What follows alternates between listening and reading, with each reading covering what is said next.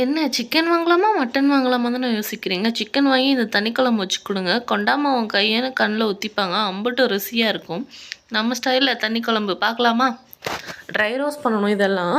வத்தல் மிளகு, சீரகம், பட்டை, கிராம்பு, கல்பாசி, ஏலக்காய் இது எல்லாமே ட்ரை ரோஸ்ட் பண்ணி லாஸ்ட்டு 2 ஸ்பூன் மல்லிப்பொடி போட்டு அரைச்சிட்டு வந்துருங்க. அப்புறமா இதுவும் அரைக்க தான் செய்யணும். ஒரு கைப்பிடி வெங்காயம், ஒரு கைப்பிடி தேங்காய், 4 பல் பூண்டு இதையும் ட்ரை ரோஸ்ட் பண்ணி அரைச்சிக்கோங்க. அப்புறமா இப்போ தான் குழம்பு வைக்க போகிறோம். அதே கடாயில் வெங்காயம், 2 வத்தல், அப்புறமா தக்காளி இது எல்லாமே நல்லா வதங்கினவும் சிக்கன் போட்டுக்கோங்க. அதையும் நல்லா வதக்கி விட்டுக்கோங்க. ட்ரை ரோஸ்ட் பண்ண பொடி போட்டுக்கோங்க. நல்லா வதக்கிக்கோங்க.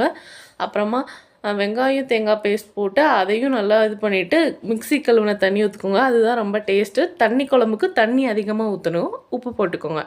அவ்வளோதான். மூடி வச்சுருங்க. தண்ணி குழம்பு பக்காவாக ரெடி ஆயிடுச்சு. 4 கரண்டி நல்லெண்ணெய் ஊற்றுனீங்கன்னா ரெடி.